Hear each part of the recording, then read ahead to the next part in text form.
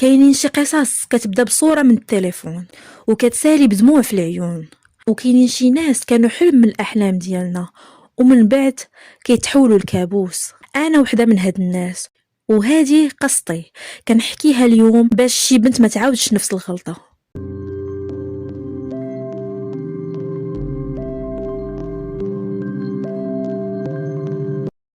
أنا سميتي إيمان، تولدت في حي شعبي. دارنا كانت بسيطة، بابا كان خدام وماما قلبها طيب ولكن ديما خايفة عليا. منين كنت صغيرة وأنا كنسمع نفس الجملة: الله يعطيك الصحة، بنتك زوينة بزاف. في القسم كنت أنا هي المدللة، إلا غلطت كدوز، إلا بكيت كيحزروني وكيرضيو ليا خاطري. وبلا ما نحس تعلمت واحد الحاجة اللي خطيرة، اللي هي الجمال كيخلص على الأخطاء. في الإعدادي ديالي تبدلات الأمور، الدراري بداو كيهضروا معايا والبنات شي قربوا وشي بعدوا، وأنا كنت كنستمتع بالاهتمام. كنوقف قدام المراية وكنقول أنا ماشي بحال كاع البنات. ماما كانت ديما كتقول لي ردي بالك يا بنتي، ردي بالك من راسك، الزين راه ما كيبقاش. وانا كنت كنضحك وكاع مبسوقه. دخلت للجامعه ولكن عقلي ما كانش حاضر بزاف. همي الوحيد ماشي كان هو القرايه، كان هو الشكل ديالي الخارجي واللبس ديالي. وفي هاد الوقت ولا الانستغرام جزء من حياتي، كنت كنبارطاجي التصاور ديالي ولي فيديو. الى خرجت كنضل نتصور باي لباس كيخطر لكم في البال، المهم هو نبين الزين ديالي. واقصى الاهتمامات ديالي هما لي جيم ولي كومونتير على اي تصويره وفيديو. كنضل هز التليفون وغير كندي وكنجي في ديك الطريق اللافاك، حتى لواحد النهار من النهارات، وهنا فين غادي تبدل حياتي. غادي يوصلني واحد الميساج من عند واحد الشخص، وكون عرفت انه بسبب هاد الميساج غادي تبدل حياتي 180 درجة، ما كنتش غادي نجاوب نهائيا.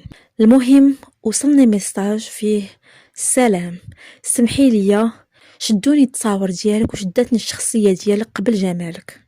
كان واحد الراجل اللي خليجي، بلا ما نحددو البلد بالضبط، المهم خليجي، كلامه كان محترم بزاف. فاش دخلت نشوف البروفيل ديالو تلاقيتو انسان باين عليه لاباس عليه، وكشكل كان مقبول. ما كانش شي جمال لي واو، ولكن كان باين عليه النعمة، يعني كان لاباس عليه. والصراحة ما ترددش ولو لثانية انني نجاوبو. فجاوبتو ديك الساعة، قلت ليه السلام، لاباس؟ طبعا هو كان كيهضر معايا باللغة ديالهم وانا جاوبتو. فقال لي انا شفت بزاف ديال البنات ولكن انتي شفت فيك شي حاجة اللي مختلفة. الوقار اللي في التصاور ديالك كيقول باللي انتي بنت داركم وماشي ديال اللعب. انا في هاد اللحظة كنضحك، كتبت ليه شكرا، هادشي من ذوقك. وجاني نيشان بلا اي مقدمات، مازال حتى ما تعرفش انا وياه.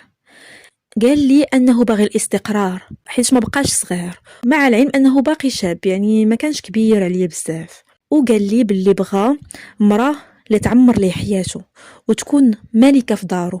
وهكا بصالح العباره قال لي واش تقبلين تعرفوا بنيه الزواج. وانا طبعا وافقت، حيتاش انا من كان ديما عيني كبيره وما كنتش راضيه على الحياه اللي عايشه فيها. دائما كنقول انا كنستاهل ما احسن، كنستاهل احسن من هاد العيشه، وكنستاهل احسن من هاد المستوى. فكنقول جاتني الفرصه حتى لبين يديا، مستحيل اني نضيعها. فمن بعد هاد الشيء غادي ننتقلوا للواتساب باش نزيدوا نتعرفوا. والصراحه ارتاحيت ليه بزاف، وحتى هو على ما كان كيبان لي كنت عاجبه بزاف. كان كيضل يهضر معايا وكيعطيني الاهتمام بزاف. داز تقريبا شي 15 يوم وحنا كنهضروا صباح وعشيه. كيكون في الخدمه وكيعيط ليا وكيخلي لابيل دايزه. وكان قال لي بلي غادي ينزل للمغرب باش يشوفني، وفعلا من بعد سيمانه كان نزل للمغرب. والاول مره غادي نتلاقى انا وياه. السيد بقى غير حال فمو. كان شاف تصاوري وكنا هضرنا شحال من مره حتى ابيل فيديو، ولكن فاش شافني مباشره تصدم، حيت جيتو حسن من التصاور. كنت عجبتو بزاف وكان ما خلا ما جاب معاه شحال ديال الكادويات وشرى ليا معاه اخر ايفون. صراحه تهلا فيا بزاف. تلاقيت انا وياه، خرجنا درنا، انا كنت دايره السبه بالقرايه، مشينا لواحد المدينه اللي كانت قريبه ليا ما بعيداش بزاف. دازت الامور كلها مزيان، وكان ايامات قبل ما غادي يمشي قال لي انه باغي يجي لدارنا، وفعلا انا وافقت. كنقول واه راه ما يمكنش نفلتو اصلا، حتى انا كنت ارتاحيت ليه وما يمكنش نفلت هاد الدجاجه بكمونه. قبل قلتها لماما وماما قالتها لبابا، كانوا مترددين في الاول وحاولت نقنع ماما غير يجوا يتعرفوا عليه وما غادي يكون غير الخير، غادي يرتاحوا ليه. داكشي اللي كان جا للدار، تعرف على الوالد، جلسوا معاه وجمعوا معاه، وفعلا كانوا ارتاحوا ليه. كان كيقول لهم غادي نعيشها كيف الاميره وما غادي يخصها حتى شي خير معايا، وان شاء الله بغيت المره الجايه فاش نجي نكون موجدين الاوراق باش نديروا العقد ديالنا ونديروا العرس وصافي. كان رجع بحالو لبلادو، وملي مشى وهو كيصيفط ليا في التصاور ديال لي كادو اللي شاري ليا، وكيوريني دارو وحياته الفخمه، وكيوهمني باللي غادي نعيش انا وياه حياه زوينه بزاف، وبحال كيتسناني غير امتى نولي مراته. ما تخيلوش شحال وليت كنحلم بديك الحياه اللي كيوريني.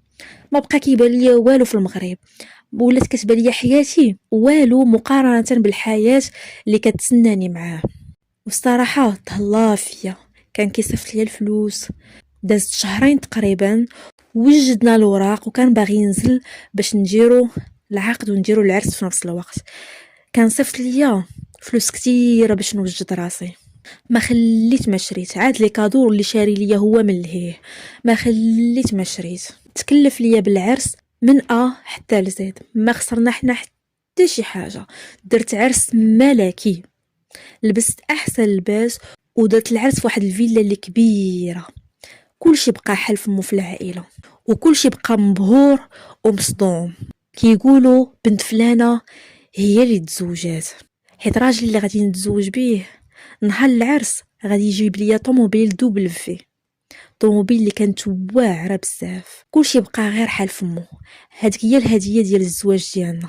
وماشي غير هادشي، كان شرا ليا دار بسميتي في المغرب. ما تخيلوش شحال كانت الفرحه ديالي.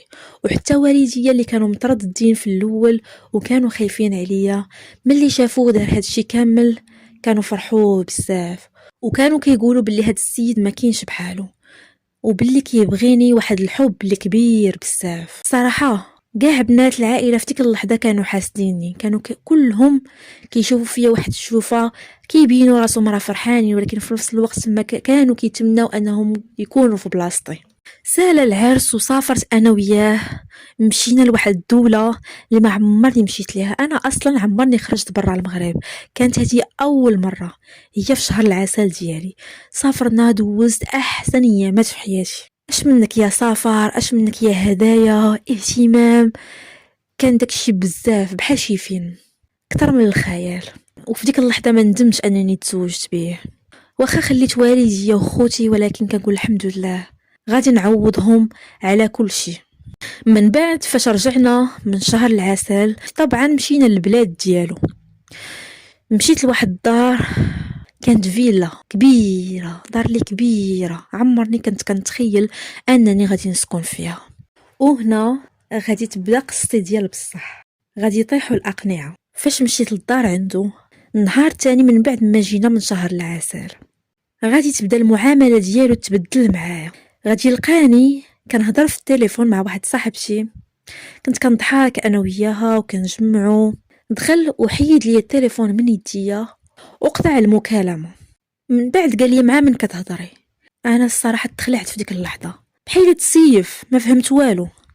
قلت لي هذه غير صاحبتي سناء. شويه بدا كيغوت وقال لي من اليوم ما كاين لا سناء لا هناء، انا هو راجلك، وانا هو صاحبك، وانا هو عائلتك. واش هاد البنات غادي يعلموك كيفاش تحافظي على دارك؟ لا، هادو غير غادي يحسدوك على النعمه اللي انت فيها. قلت لي ولكن راه هادي راه غير صاحبتي، راه كنهضر معاها هضره عاديه، راه ما عاودت ليها حتى شي حاجه. جاوبني وقال لي كلمتي هي اللي غادي تمشي، ومن اليوم غادي تنساي عليا شي حاجه سميتها الصحابات.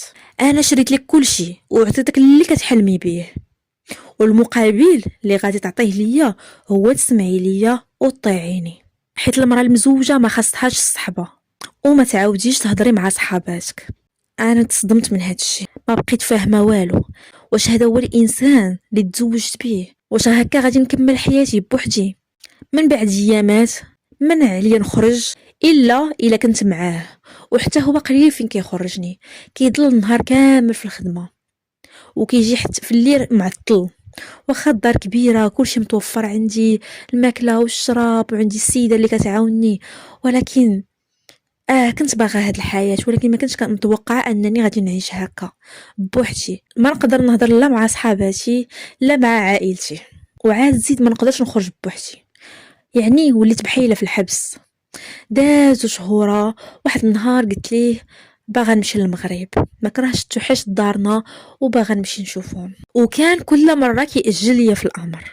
انا الصراحه تعصبت وما بقيتش حامله نبقى تماك، مع العلم انه ماشي كاع الوقت كيكون بحال هكا. فاش كيجي للدار كيهتم بيا، كنضحكوا كنتفرجوا في شي فيلم، في الويكاند مرات كيخرجني، ولكن واخا هكاك ما عجبتنيش ديك العيشه.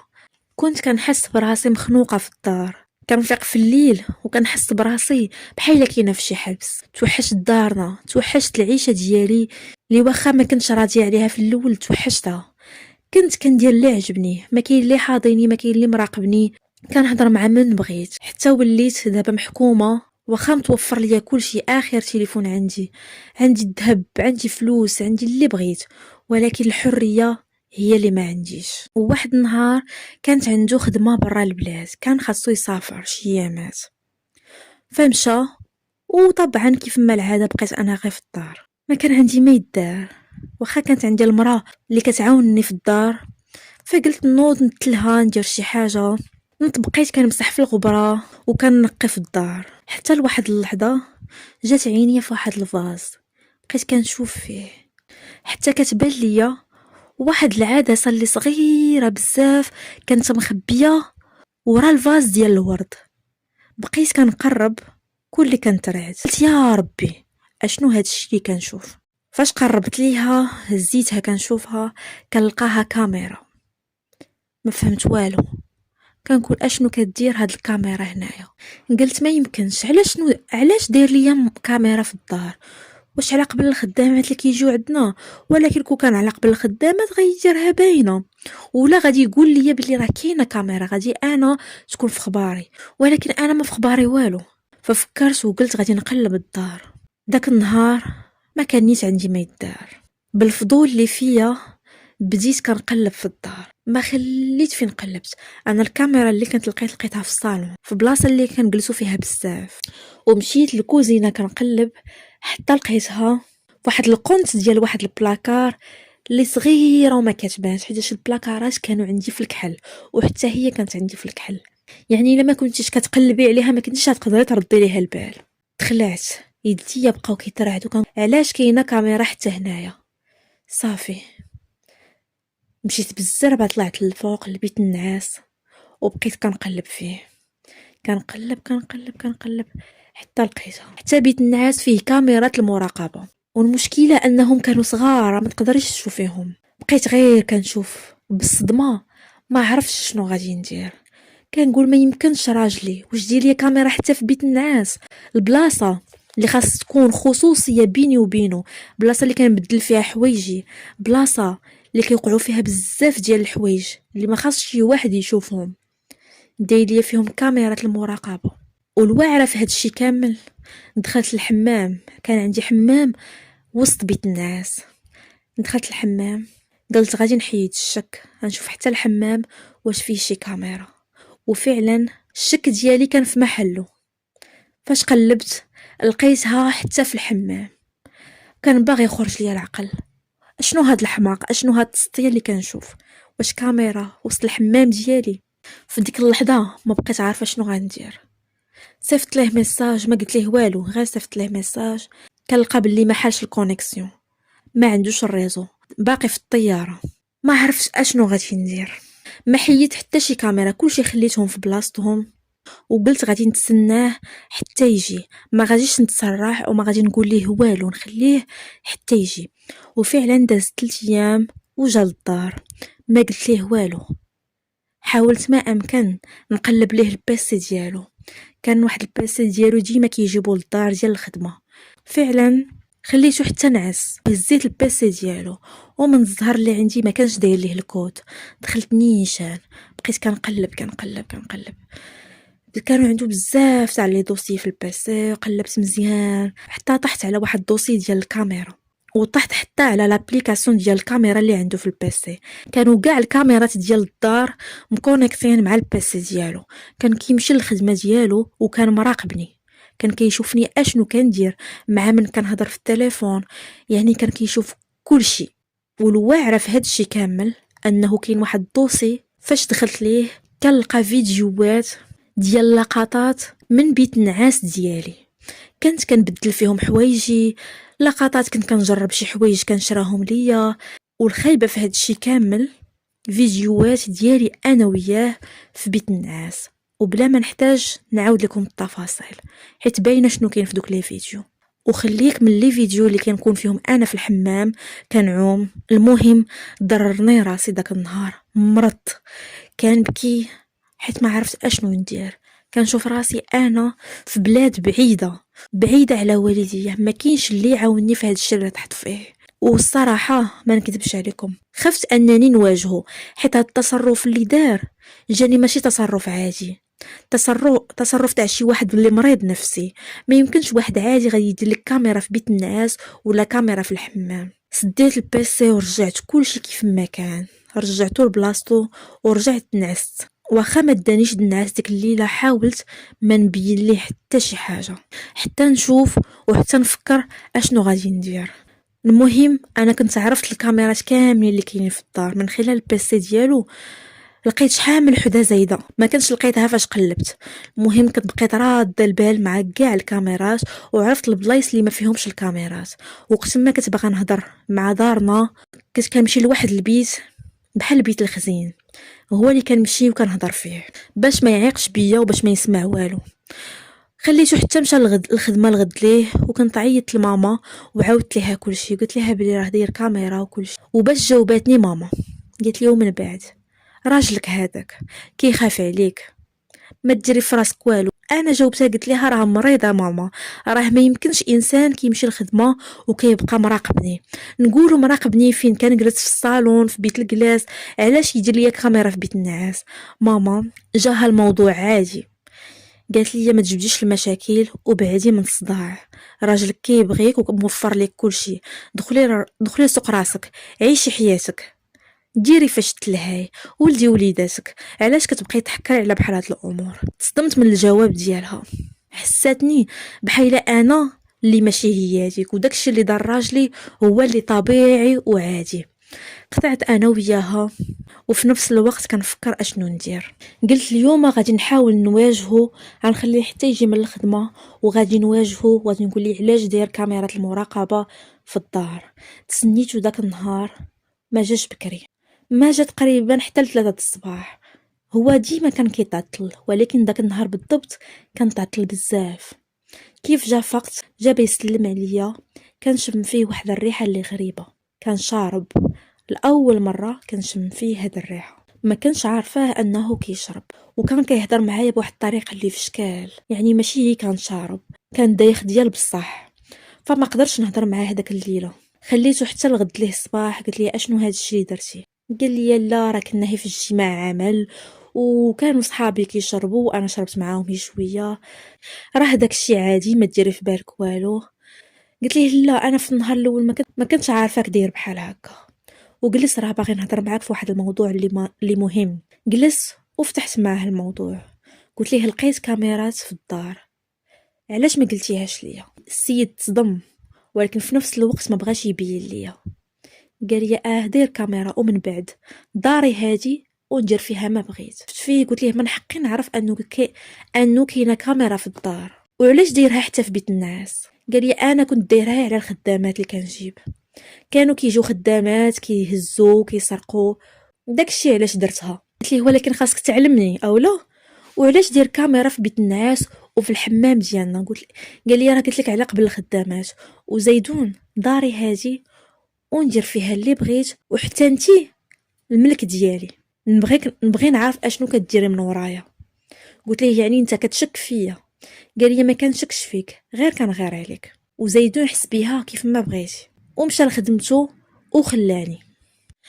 انا تعصبت بالاعصاب اللي فيا، نط وهرست كاع الكاميرات اللي في الدار كلهم، حيدتهم وهرستهم. الراجل اللي كان كيتعطل في الخدمه وما كان كيجي حتى الليل، غير قلب البيسي ديالو ما بان ليه والو. كان جا ديك الساعه للدار كيجري، جا قلب الكاميرات لقاهم كلهم محيدين من بلاصتهم ومهرسين. قال لي اشنو هادشي اللي درتي؟ قلت ليه ماشي من حقك دير ليا كاميرا في الدار، انا راه مراتك، ماشي محتوى اللي تبقى تفرج فيه وتبقى حاضني. خاصك تكون طايق فيا، خاص تكون الثقه بيناتنا. بقى كيغوض وكيهرس. قال لي انتي مراتي وانتي ديالي، وندير فيك اللي بغيت، ماشي انتي اللي غادي توريني كيفاش غادي نعيش حياتي. انا ما كنثق في حتى شي وحده، انا خاصني نعرفك اشنو كدير في الدار، خاصني نعرف كل التحركات ديالك. شوفي راسك قبل ما نعرفك كيفاش كنتي بنت بسيطه حلمها هو الطوموبيل والذهب. انا شريت لك كل شيء، وشريتك بالفلوس، واللي كنشروه بالفلوس كيكون ملكنا، كنديروا به اللي بغينا. انا في ديك اللحظه ما عرفت شنو غندير. تصدمت بالهضره ديالو، بالافكار ديالو. كنشوف قدامي انسان مريض في عقله، بسيكوبات. كيفاش هاد الشخصيه ما كانتش باينه من الاول؟ هاد الشخصيه ما بانت حتى من مورا الزواج. انسان اللي مريض ما فيهاش شك. تزايدت معاه في الهضره حيت ما رضيتش. كيفاش شراني بفلوسه؟ انا ماشي البيع. كيفاش كيقول لي شريتك بفلوسي؟ ما رضيتش. قلت لي غادي نمشي في حالي، غادي نرجع لبلادي. مازال ما كملتش هضرتي حتى كنحس بواحد الصرفقه في وجهي. اول مره كيحط عليا يديه، ضربني وحقرني مزيان. الهضره اللي قال لي صعيب عليا ننساها، ما عمرني ما نسيتها لحد الان. حسيت براسي دليت راسي مزيان حيت تزوجت بيه. ايوا ضربني ومشى وسد عليا الدار. واصلا انا ما كانوش عندي السوات من الاول، سد عليا ومشى. بقيت كنحاول نخرج، لقيت البيبان كلهم مسدودين، حتى ديال الجردة كلشي مسدود. جاني واحد البكا هستيري، كنبكي ما عرفت شنو غندير. عيطت لدارنا، عاودت لماما كلشي، ورجعت لي اللومه. قالت لي انت اللي كتقلبي على صداع، علاش قلتيها ليه؟ علاش جبتي مع راجلك الصداع؟ والديا كان عزيز عليهم، حيت من نهار تزوجت بيه من الشهر للشهر كيصيفط لهم الفلوس. الصراحه كان معاوني من هاد الناحيه، ولكن معايا انا كان كيتصرف خايب. الراجل اللي تزوجت به ماشي هو هذا. في داك النهار بالضبط قررت انني غادي نرجع لبلادي وغادي نتفارق معاه باي طريقه كانت وباي وسيله. دازوا عليا ايامات خايبين بزاف. باقي الايام بقى دائما كيجي للدار كيسبني وكيعايرني. تسيف داك الراجل من نهار هرست ليه الكاميرات، ومن نهار قلت ليه بلي راه غادي نرجع لبلادي بحال حماق. كل مره كيجي كيبقى يعاير فيا ويسبني وكيقول لي حمدي الله انني خرجتك من ديك العيشه اللي كنتي فيها. شوفي انا كيف معيشك، علاش باغي تمشي لبلادك؟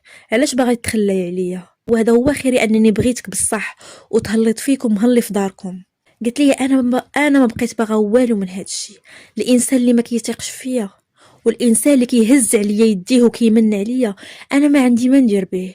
كيقول لي نمن عليك وندير اكثر من هذا الشيء، انت الملك ديالي وندير فيك ما اكثر الا ما سكتيش. فبقيت على ديك الحال شي سيمانه بحال هكا، ديما الغوات في الدار، ديما الخصام، حتى شفت بلي انني ما غادي نصور والو بهذه الطريقه. فحاولت نتصالح معاه واحد النهار، حاولت نبرد وهضرت معاه وقلت ليه راه عمرني ما غادي نخليك، وباللي راه كنبغيه بزاف، وباللي راه غير لحظه غضب. داكشي علاش قلت ليه ديك الهضره. هو عجبو الحال بزاف، وداك النهار مازال باش تصالحنا كان جاب السيد وركب الكاميرات في الدار، رجع كاع الكاميرات اللي كانوا. انا حاولت ما نجبد الصداع هاد المره، خليته يدير اللي عجبو، ولكن اللي في راسي حاجه اخرى. حاولت نرطب معاه وحاولت نخليه يرجع يثيق فيا بلي راه ما غاديش نتخلى عليه وما غاديش نخليه. والمشكل ما بقاش غير هذا، المشكل اللي ولا كل ليله كيجي كتكون فيه ريحه الشراب، كل ليله كيجي دايخ ما عاقلش راسو. بقى هادشي كيتعاود ديما حتى لواحد النهار غادي يقول لي راسي هزي ليه التليفون ديالو. غير بدا على الفضول باغي نعرف اشنو فيه. فاش قلب التليفون كان هو ناس كان دايخ بالشراب، كنلقاه مبلبل ديال بصح، شلا بنات كيهضر معاهم ومغربيات بالخصوص. واكتشفت انه التسافر اللي كان سافر المره اللي فاتت وقال لي انه غادي للخدمه ما كانش مشى للخدمه، كان مشى وتلاقى مع واحد البنت مغربيه في واحد البلاد اخر. وهذا الشيء اللي شفت كانت ليا بحال الصاعقه، ما تيقتش عينيا من داكشي اللي كنشوف. شفت تصاورهم بجوج مصورين في نفس التاريخ اللي كان مسافر فيه. تصدمت، كنقول اشنو هذا الشيء؟ انا عند بالي انه كيبغيني وباللي مريض بيا وما غاديش يتخلى بي، ما غاديش يتخلى عليا، ولكن السيد كان كيلعب على شحال من جهه. حطيت التليفون ديالو وحاولت نعس ديك الليله وما نبين ليه والو كيف ديما، حيت صافي اتخذت القرار ديالي. هاد السيد ما عندي ما ندير به. انا الف واحد يتمناني، ما عرفتش علاش دليت راسي لهاد الدرجه. الايامات اللي دازو كنت كنخطط انني غادي نهرب وغادي نرجع لبلادي. حاولت ما امكن نقلب على الباسبور ديالي والوراق ديالي، جمعت كل شيء، اي حاجه مهمه اللي غادي نقدر نحتاجها جمعتها. وفعلا خليته حتى لواحد النهار اللي كنت متاكده انه غادي يجي عاوتاني، غادي يجي شارب ودايخ، وخليته حتى نعس وهزيت ليه السوارت ومشيت خرجت. مشيت للمطار، كنت مقطعه من قبل، شديت الطياره ومشيت رجعت لبلادي. خليته باغي يخرج ليه العقل، ما شعلت التليفون حتى وصلت لبلادي. فاش شعلته لقيته غادي يتفرقع بلا ميساج وبلي زابيل. فاش وصلت لدارنا عند والديا لقيتهم ديجا معيط ليهم وكيسول عليا، كيقول لهم بلي راه ما لقيتهاش في الدار فاش فقت، ما عرفتاش فين مشات، وكيغوت وكيعاير وكان كيتهمني في شرفي وكيعايرني. لاول مره غادي يشوفوه عائلتي على حقيقته من الهضره اللي قال لهم والمعيور اللي عايرني. انا خسرت عليه جوج كلمات. فاش عيط ليا جاوبته، قلت ليه انا رجعت لبلادي وهذا الوجه هو اللي ما عمرك غادي تشوف. نساني عليك وخرجني من حياتك، انا راه عرفتك باللي كتخونني، شفت كل شيء وتصافيره اللي كنتي صافرتي عرفتك باللي كنتي مع واحد خيتي. المهم حطيت ليه كل شيء وكاع داكشي اللي عرفت. قلت ليه غادي تطلقني ولا غادي نرفع انا دعوه ديال الطلاق وغادي نطلقك. انا عمرني غادي نكون لك مراه، نساني واللي بيناتنا سالا هنا. فاش رجعت للدار ماما تصدمات فيا، بقات كتعنقني وانا كنت كنبكي. تصدمات من وجهي كيف ولا وضعافيت بقوه المشاكل والهم. كنت كنقول لها ماما انا نستاهل هادشي كامل اللي وقع ليا، انا اللي بعت راسي لواحد وتزوجت على قبل الفلوس، هذا هو المصير تاع اي وحده كدير بحال هكا. الرجعه لدارنا ما كانتش سهله، والصدمه ما كانتش غير في الفراق، كانت حتى في النظره ديال الناس.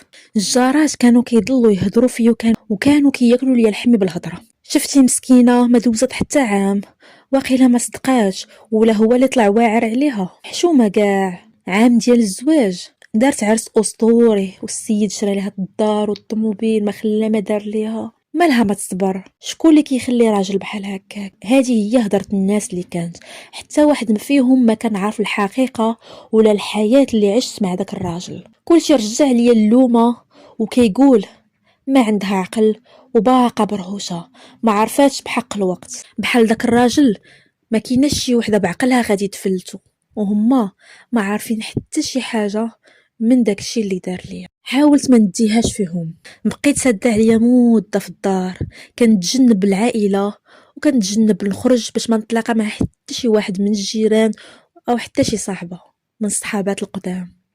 حيت الصراحه واخا كلشي ما رضيتش على هاد الرجعه اللي رجعت لدارنا، ولكن في نفس الوقت حمدت الله وشكرته حيت رجعت لدارنا بين والديا وخوتي.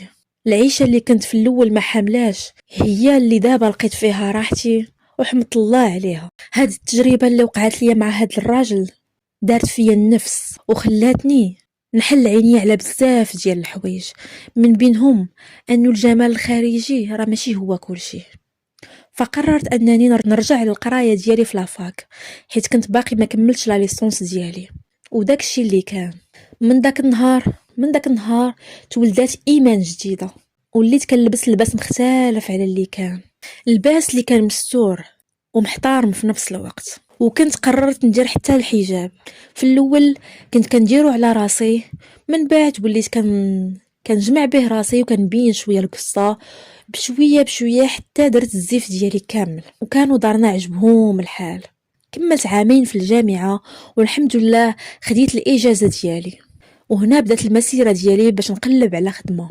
ولا عندي طموح، واخا عندي دار وعندي الطوموبيل ديالي اللي كان شرا ليا داك الراجل، ولكن كان الطموح ديالي انني نثبت راسي ونكون راسي. ما خليت ما درت، دوز ستاجات، زدت فورماسيون وحده اخرين غير باش نشغل راسي ونثبت ذاتي ونبعد على الدار وعلى دوك الجيران اللي كل مره كنبغي ندخل الدار كيبقاو يشوفوا فيا وكيتغامزوا عليا. الا غادي تسولوني على راجلي فانا طلقت منه، هو من بعد ما خويت ليه الدار مرضاش، بحال هرست ليه كلمته، وحتى هو كان موافق على الطلاق. من داك النهار ما بقيتش شفتو، واخا من بعد كان بقى كيطلب فيا شحال وكيزوق فيا وكان واعدني انه يتبدل، ولكن انا كنت حلفت بحلوفي ما غادي نرجع عنده وما غادي نرجع لديك البلاد. وطلقنا وكل واحد مشى في طريق. المهم من بعد تقريبا 6 شهور ديال ستاجات ربي يسر ليا في واحد الخدمه في واحد الشركه، خدمه اللي كانت زوينه كبدايه. استقريت وخدمت، وكنت قررت انا ودارنا اننا نتحولوا للدار اللي كانت ديالي باش نبعدوا على داك الدرب ونبعدوا على دوك الجيران اللي غير حاضرين. وفعلا انتقلنا لديك الدار الحمد لله، وبديت كنفرش فيها بشويه بشويه على الذوق ديالي. كل مره كنفرش حاجه ما كان ناقصنا حتى شي خير، الحمد لله كنت فرحانه بزاف. والموضوع ديال العلاقات كنت ساده عليه نهائيا. كنقول نهار اللي غادي يجي المكتب وشي ولد الناس اللي خاف فيا الله، ديك الساعه مرحبا به، ويكون ولد بلادي ما يكونش شي واحد براني. نصيحه لكل بنت سمعات القصه ديالي، اختي الانستغرام هو اكبر كذبه. ما عمركي ما تثقي في داكشي اللي كتشوفيه في الانستغرام. ما عمرهم يغروك الطوموبيلات والتسافيرات والكادويات اللي عند البنات ولا الحوايج. وعمركي ما تفكري تعيشي في حياه اكثر من جهتك او حياه ماشي ديالك. ولا جاك ولد الناس سولي على المعدن ديالو وعلى الاصل ديالو، والاهم من هادشي كلشي كوني انتي هي السند ديال راسك، حيت النهار كيطيح السقف غير الكتاف هما اللي كيهزوك. ولا بغيتي شي حاجه من هاد الدنيا حققيها براسك، ما يجيش ولد المراه هو اللي يحققها لك. حققي ذاتك براسك وخدمي على راسك وقراي، حيت قرايتك هي اللي غادي توصلك. والقصه ديال اليوم هي هذه. المتابعين ديالي وصلنا لنهاية الفيديو. إذا عجبتكم القصة خليوا لي لايك، ولا عندكم شي رأي أو نصيحة لصاحبة القصة خلوه لي في تعليق. واللي مازال ما اشتركش في القناة يحاول يشترك دابا ويساعد القناة ديالي باش تكبر. وشكرا بزاف.